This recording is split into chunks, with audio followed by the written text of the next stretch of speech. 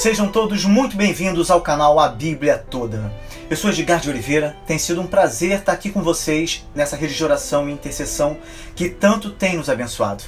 Deus é bom o tempo todo. Quantas bênçãos temos recebido da parte do Pai, não é verdade? E hoje nós iremos analisar o Salmo 78, que é identificado como um salmo didático de Asaf. Esse salmo utiliza a história de Israel durante mais de 400 anos para ensinar às futuras gerações como agir diante do Senhor. Então, povo do Senhor, esse salmo nos desafia a, lembrando das coisas passadas, mudar o nosso futuro através do compromisso em passar para a nossa geração aquilo que temos recebido de Deus e que tem sido anunciado nas gerações antes de nós. Vamos dividir esse salmo para facilitar o nosso entendimento. Os versículos de 1 a 8 servem de prefácio, pois apresentam o objetivo do salmista na epopeia que está compondo. Dos versículos 9 a 41, o tema é Israel no deserto. Depois, nos versículos 42 a 53, consta uma narrativa de precedente bondade do Senhor, de misericórdia mesmo do Senhor, para com o seu povo ao tirá-lo do Egito por meio de pragas e maravilhas. A história das tribos é retomada no versículo 54 e levada até o versículo 66. A época da transferência da arca para Sião e da mudança de liderança israelita de Efraim para Judá, que são detalhadamente relatadas na forma de canção nos versículos 67 a 72. Então vamos à primeira parte desse salmo. Escutai a minha lei, povo meu. Inclinai os vossos ouvidos às palavras da minha boca. Abrirei a minha boca numa parábola. Falarei enigmas da antiguidade, os quais temos ouvido e sabido, e nossos pais nos têm contado. Não os encobriremos aos seus filhos, mostrando à geração futura os louvores do Senhor, assim como a sua força e as maravilhas que fez. Porque ele estabeleceu um testemunho em Jacó, e pôs uma lei em Israel, a qual deu aos nossos pais para que a fizessem conhecer a seus filhos, para que a geração vindoura a soubesse, os filhos que nascessem, os quais se levantassem e a contassem a seus filhos, para que pusessem em Deus a sua esperança, e se não esquecessem das obras de Deus, mas guardassem os seus mandamentos, e não fossem como seus pais, geração contumaz e rebelde, geração que não regeu o seu coração e cujo espírito não foi fiel a Deus. Amados irmãos, precisamos dar ouvidos ao que declara a palavra de Deus, pois seu ensino tem a força da lei. Deus espera que façamos ligações entre a história de Israel e a vida do crente, a nossa vida. Os nossos pais falaram, nós ouvimos e sabemos pessoalmente o que ensinaram. Cabe a nós, por nossa vez, passá-la adiante. Quanto mais ensino parental, melhor, não é verdade? Então, que possamos fazer isso com os nossos filhos. Os ministros e professores da escola dominical não têm a função de serem substitutos das lágrimas das mães e das orações dos pais. Não permitamos que o nosso silêncio negligente prive a descendência nossa da verdade preciosa de Deus, pois seria verdadeiramente vergonhoso se assim fizéssemos. Devemos ensinar as crianças a engrandecer ao Senhor. Elas precisam estar devidamente informadas sobre as ações maravilhosas de Deus em tempos passados. Se você tem filhos, cuide então para você não ser remisso neste dever. Amém? A nação favorecida existia para o exato propósito de manter a verdade de Deus em meio à idolatria circunvizinha. Deles eram os oráculos, e eles eram os protetores e guardiões da verdade. Que sejamos assim também, pois aqueles que se esquecem das obras de Deus seguramente fracassarão nas suas obras. Quem não mantém o amor de Deus na memória, dificilmente se lembrará da lei, não é verdade? Pense, pondere, meus amados irmãos. Pais contumazes nos seus caminhos e rebeldes contra os caminhos de Deus são tristes exemplos para os seus filhos. Se os nossos pais foram rebeldes, temos de ser melhores que eles, ou então pereceremos como eles. Agora, vamos à segunda parte desse salmo, que vai dos versículos 9 ao 41, e que trata exatamente do período em que Israel esteve no deserto. Vejam só. Os filhos de Efraim, armados e trazendo arcos, viraram as costas no dia da peleja. Não guardaram a aliança de Deus e recusaram andar na sua lei, e esqueceram-se das suas obras e das maravilhas que lhes fizera ver. Maravilhas que ele fez à vista de seus pais na terra do Egito, no campo de Zoã.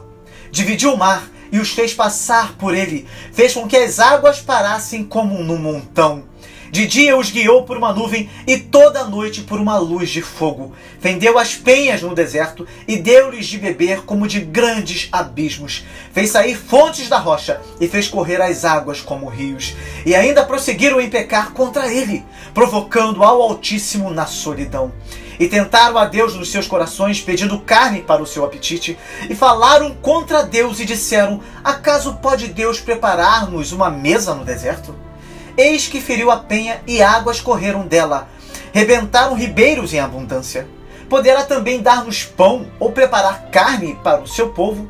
Portanto o Senhor os ouviu e se indignou, e acendeu um fogo contra Jacó, e furor também subiu contra Israel. Porquanto não creram em Deus, nem confiaram na sua salvação. Ainda que mandara as altas nuvens e abriu as portas dos céus, e chovera sobre eles o maná para comerem, e lhes dera do trigo do céu. O homem comeu o pão dos anjos. Ele lhes mandou comida a fartar. Fez soprar o vento do oriente nos céus e o trouxe do sul com a sua força. E choveu sobre eles carne como pó e aves de asas como a areia do mar. E as fez cair no meio do seu arraial ao redor de suas habitações. Então comeram e se fartaram bem, pois lhes cumpriu o seu desejo. Não refriaram o seu apetite, ainda lhes estava a comida na boca, quando a ira de Deus desceu sobre eles e matou os mais robustos deles e feriu os escolhidos de Israel. Com tudo isto, ainda pecaram e não deram crédito às suas maravilhas. Por isso consumiu os seus dias na vaidade e os seus anos na angústia. Quando os matava, então o procuravam, e voltavam e de madrugada buscavam a Deus e se lembravam de que Deus era a sua rocha e o Deus Altíssimo o seu Redentor. Todavia lisonjeavam-no com a boca e com a língua lhe mentiam, porque o seu coração não era reto para com ele, nem foram fiéis na sua aliança. Ele, porém, que é misericordioso, perdoou a sua iniquidade e não os destruiu. Antes, muitas vezes, desviou deles o seu furor e não despertou toda a sua ira. Porque se lembrou de que eram de carne, vento que passa e não volta. Quantas vezes o provocaram no deserto e o entristeceram na solidão. Voltaram atrás e tentaram a Deus e limitaram o Santo de Israel. Amados irmãos, os filhos de Efraim, a principal tribo, fracassou na fé e na coragem e retrocedeu diante do inimigo. Eles quebraram votos e promessas, levantaram ídolos e abandonaram o Deus vivo. Foram tirados do Egito para serem um povo separado ao Senhor, mas caíram nos pecados das outras nações e não mantiveram um testemunho puro ao Deus único e verdadeiro. Algo impressionante, pois o Senhor Deus fez tudo por eles. O cuidado do grande pastor era tão constante que a noite inteira e todas as noites o símbolo da presença divina estava com o povo.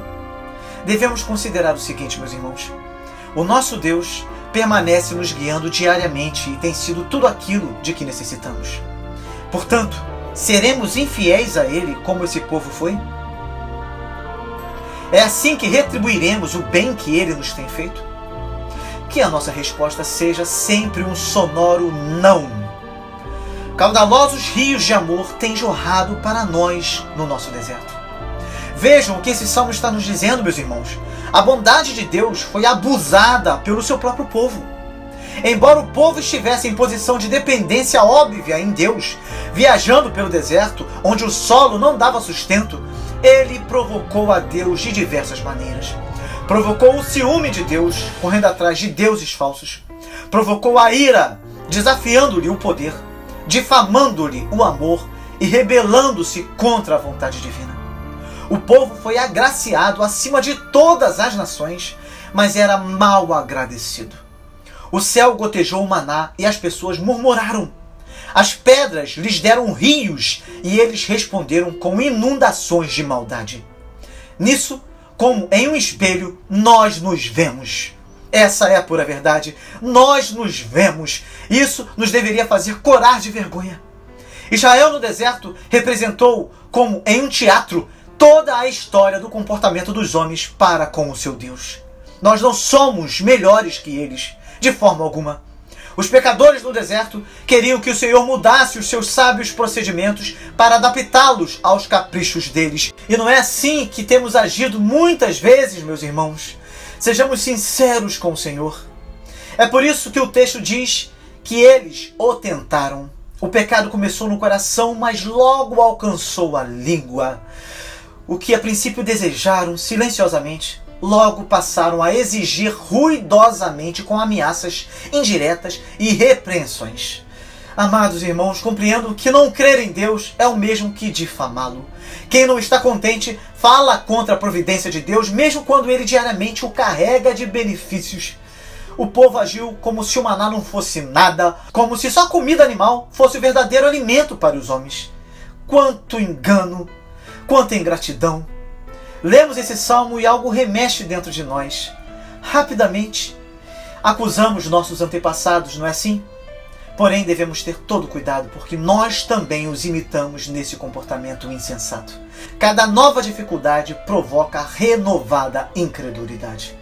Ainda somos insanos e tardos de coração para crer em Deus.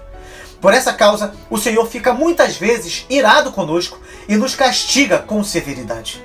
A incredulidade tem em si um grau de provocação do tipo mais alto.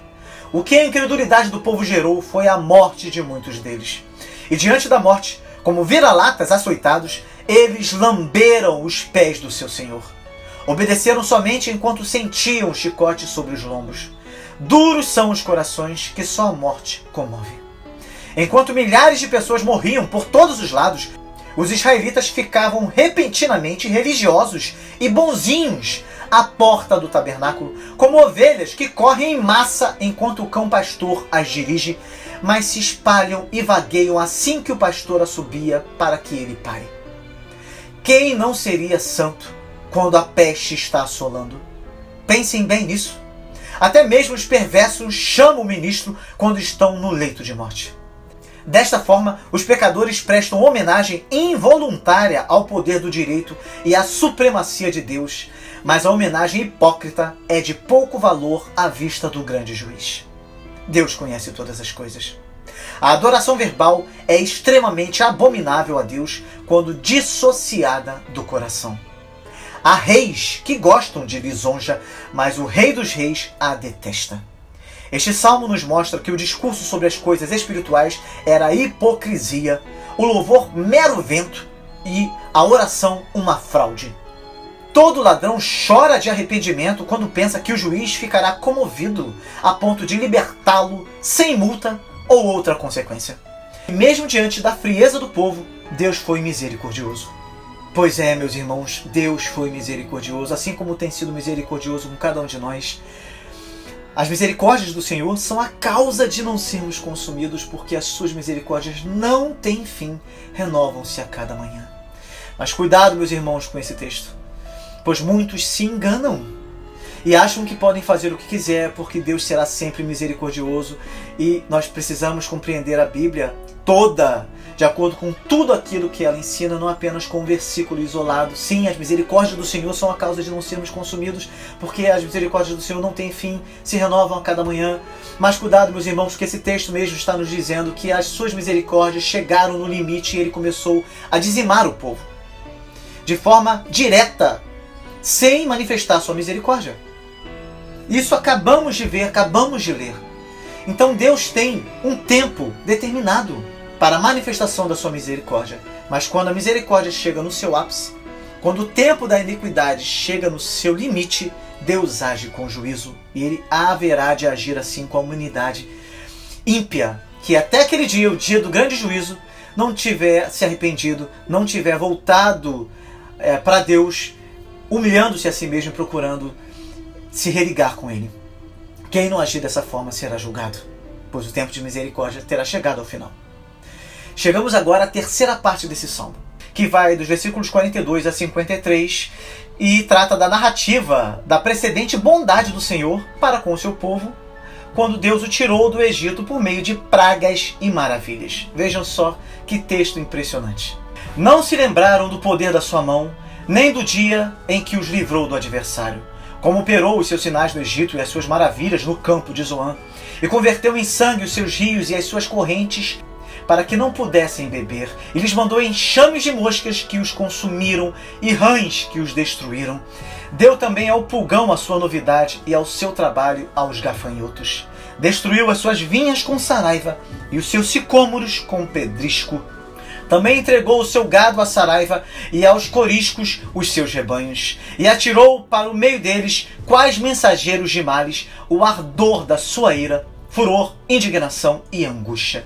Abriu caminho à sua ira, não poupou a alma deles à morte, nem a vida deles à pestilência. E feriu todo primogênito no Egito, primícias da sua força nas tendas de Cã, mas fez com que o seu povo saísse como ovelhas e os guiou pelo deserto como a um rebanho. E os guiou com segurança e não temeram, mas o mar cobriu os seus inimigos. Essa é uma narrativa que relata com clareza as pragas que eram como insígnias da presença de Jeová e provas do seu ódio contra os ídolos.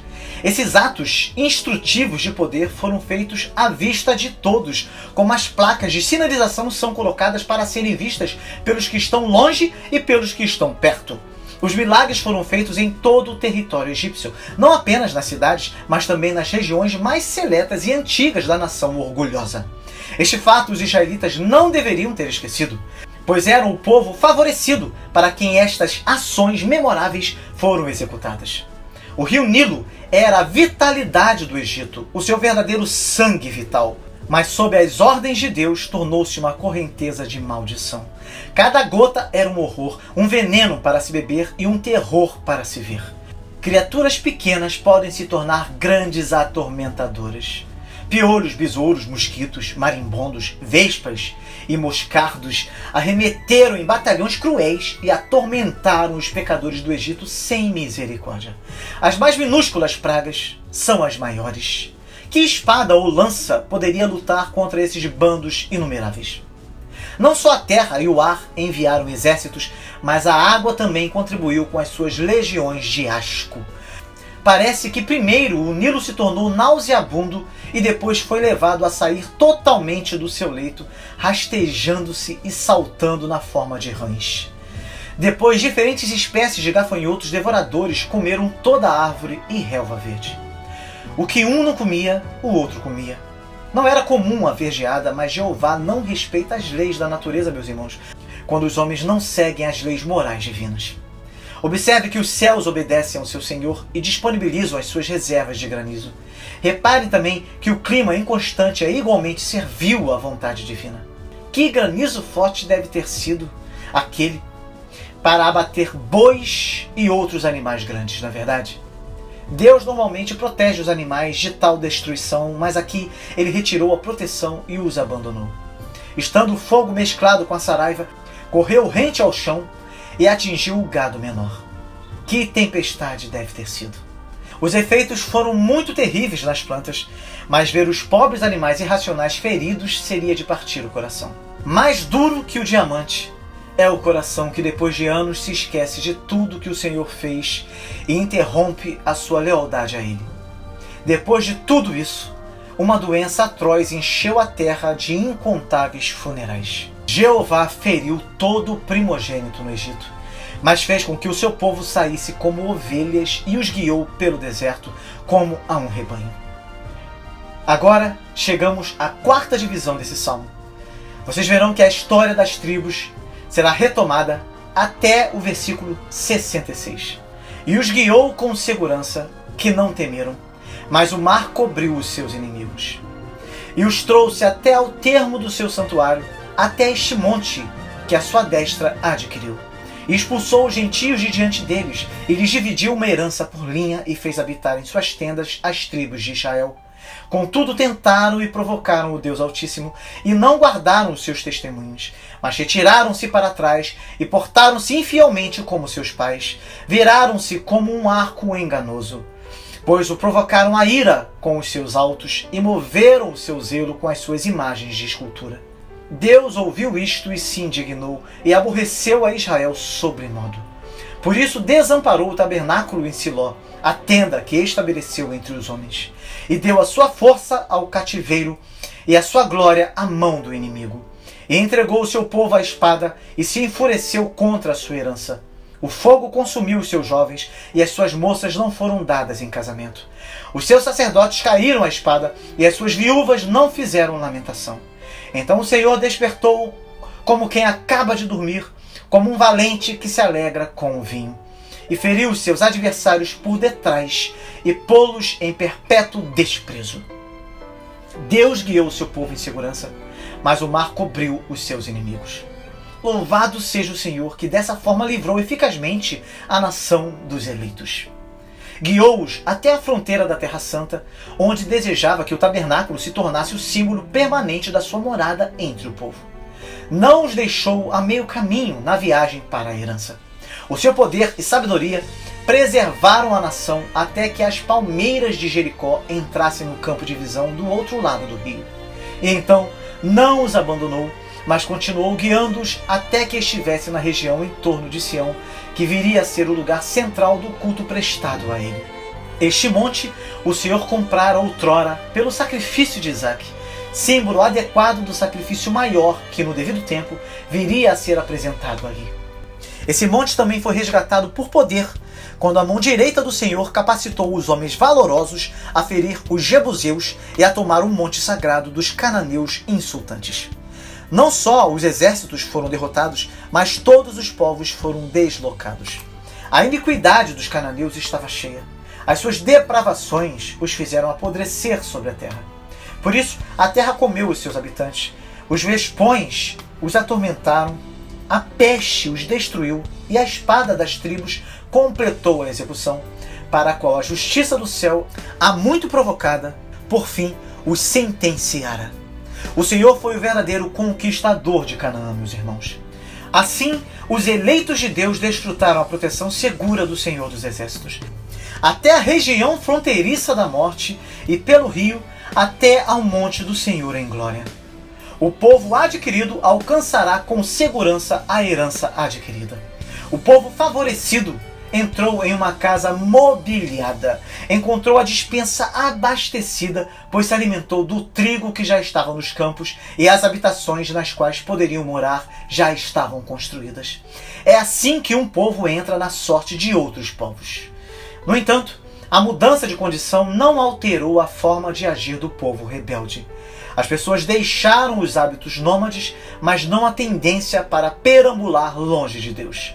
Embora todas as promessas divinas tivessem sido cumpridas à risca e a terra que fluía leite e mel fosse de fato deles, tentaram ao Senhor novamente com a incredulidade e o provocaram com outros pecados.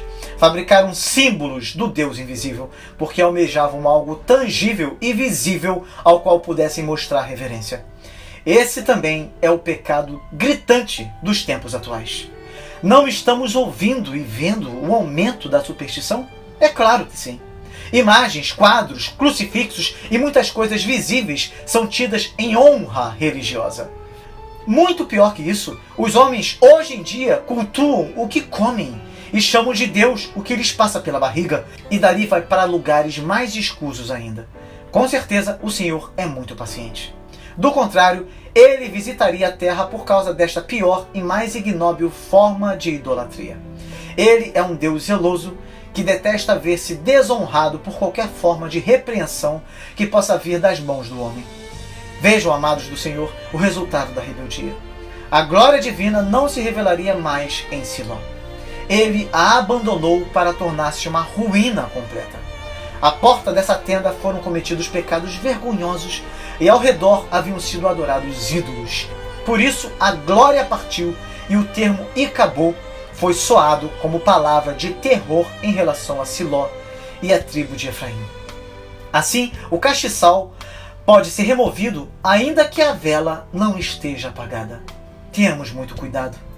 Igrejas em erro tornam-se igrejas em apostasia, mas a verdadeira igreja ainda permanece. Se Siló foi profanado, Sião será consagrado. Contudo, sempre é uma advertência solene para todas as assembleias dos santos admoestando-as a andar humildemente como o seu Deus, quando lemos palavras como as do profeta Jeremias. Não vos fieis em palavras falsas, dizendo: templo do Senhor, templo do Senhor, templo do Senhor é este. Mas ide agora ao meu lugar que estava em Siló, onde no princípio fiz habitar o meu nome, e vede o que lhe fiz por causa da maldade do meu povo de Israel. Cuidemos para que, como a arca nunca mais voltou para Siló, depois de ter sido capturada pelos filisteus, assim o evangelho, sendo tirado de nós em juízo, nunca mais seja restaurado para a mesma igreja. Que o Senhor tenha misericórdia de nós. Deus permitiu que a arca saísse do meio do seu povo, fazendo com que muitos caíssem no campo de batalha.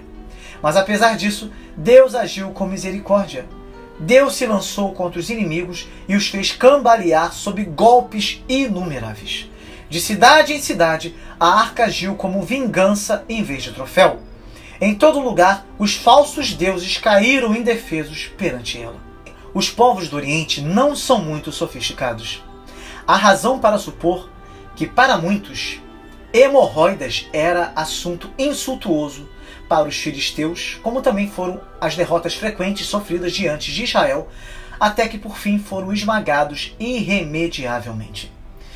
O versículo 66 fala exatamente disso, quando diz que o Senhor os feriu por trás, se referindo exatamente às hemorroidas que foram colocadas sobre os inimigos de Israel. Nunca mais os filisteus voltaram a existir como nação formada. Esse foi o destino desses povos desobedientes a Deus. Chegamos à parte final desse salmo. Além disso, rejeitou a tenda de José e não elegeu a tribo de Efraim. Antes, elegeu a tribo de Judá, o monte Sião, que ele amava, e edificou o seu santuário como aos lugares elevados, como a terra que fundou para sempre. Também elegeu a Davi seu servo, e o tirou dos apriscos das ovelhas, e o tirou do cuidado das que se achavam prenhes, para apacentar a Jacó seu povo, e a Israel sua herança. Assim os apacentou segundo a integridade do seu coração e os guiou com a perícia de suas mãos. Deus tinha honrado Efraim, pois Josué, o grande conquistador, e Gideão, o grande juiz, pertenciam a essa tribo, em cujo território estava Siló, o lugar da arca e do santuário. Mas agora o Senhor mudaria tudo e estabeleceria outras regras. Já não entregaria os assuntos à liderança de Efraim, visto que essa tribo fora provada e achada em falta. Assim, Deus elegeu a tribo de Judá. Esse fato estava de acordo com a profecia de Jacó dada pouco antes de morrer. O nosso Senhor é descendente de Judá, e é a ele quem os seus irmãos louvarão. O tabernáculo e a arca foram para Sião durante o reinado de Davi. Nenhuma honra foi deixada para os efraimitas teimosos. Foi nesse monte que o pai dos crentes ofereceu o seu único filho, e ali em dias futuros estariam os grandes ajuntamentos da sua semente escolhida. É por isso que diz que Sião é amado por Deus. O tabernáculo foi colocado no alto. Era espiritualmente como um monte da beleza. A verdadeira religião era exaltada na terra. Para a santidade era um templo e para a majestade era um palácio. Davi foi eleito servo de Deus. Não foi eleito porque era servo, mas para que pudesse ser. Davi sempre estimou da mais elevada honra o fato de ser eleito servo de Deus. Fora pastor de ovelhas, e esta era a escola mais certa para pastores de homens. Não há profissão humilde que exclui o homem das honras que a eleição do Senhor confere.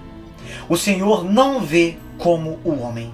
Ele se agrada em abençoar os que são de baixa condição social.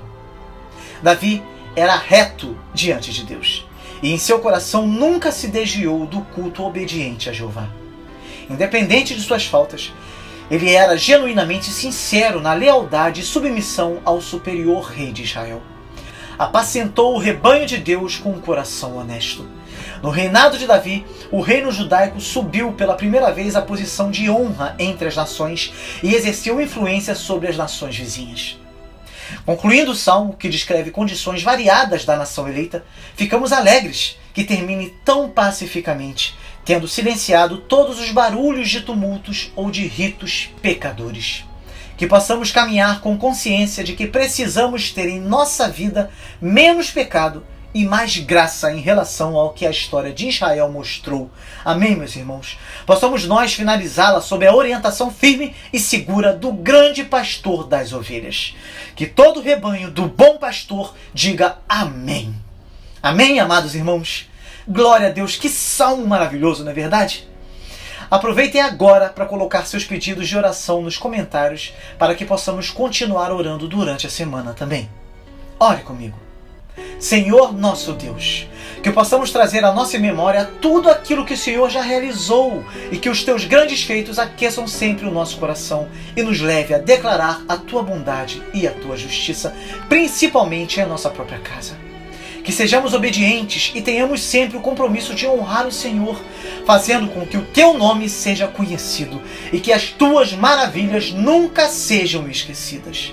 Colocamos diante de ti todos os nossos pedidos e clamamos pelas tuas misericórdias para que todos os pedidos sejam contemplados por ti, Senhor, de forma que haja uma resposta específica para cada um de nós e que todas as demandas tenham uma resposta favorável da tua parte e que o teu povo, assim, possa se alegrar em ti. Que cada pedido colocado aqui nos comentários alcance o teu favor, Senhor, em nome de Jesus. O Senhor é a força do teu povo, é a nossa esperança, o nosso lugar seguro, a nossa rocha de abrigo e a alegria da nossa salvação. Além de colocar todos os nossos pedidos aos teus pés, colocamos também a nossa nação diante de ti, para que assim como o Senhor agiu no passado, o Senhor possa agir agora no presente, trazendo arrependimento para essa nação. Que haja um mover sobrenatural do teu Espírito Santo sobre o teu povo nesse país. Que toda a verdade seja revelada. Os podres dos homens maus, dos corruptos, tenham aparecido de forma inequívoca. Mas muitos não conseguem ver por conta de uma instituição maligna que os engana, que os priva da verdade. Senhor Deus, em nome de Jesus, que tudo isso venha à tona para que o povo do Senhor possa ser contemplado com a verdade, nada mais que a verdade. E que o teu povo possa se levantar contra toda injustiça. E que o Senhor vá à frente de cada um de nós e nos conceda a vitória de ver essa nação caminhando nos teus caminhos. Que a tua justiça seja estabelecida. Continue cuidando das tuas ovelhas, Deus, que mesmo diante de tantas ameaças, continuam firmes e fiéis a ti. Que o Senhor faça com que a justiça seja feita, que assim seja em nome de Jesus, que os malignos sejam punidos, que aqueles que estão fazendo um excelente trabalho, que estão sendo ameaçados, Pai, por fazerem exatamente o trabalho reto, sejam fortalecidos pela tua mão. Em nome de Jesus, que assim seja. Ó Senhor dos altos céus, nós oramos em nome de Jesus. Amém. Glória a Deus. Amados irmãos, continuemos firmes no Senhor. Deus nunca falha. Lembre-se sempre disso. E lembre-se sempre de olhar para o passado, como fizemos nesse salmo. Para essa história de Israel que nos ensina tanto, que nos faz compreender que não somos diferentes deles, mas que precisamos ser. Amém? Se você ainda não é inscrito aqui no canal, inscreva-se agora e deixe o seu pedido de oração para que eu possa orar por você e para que outros façam o mesmo. E compartilhe essa oração. Não deixe de compartilhar, tá bem? Que Deus te abençoe muito e até o próximo vídeo com a graça de Deus.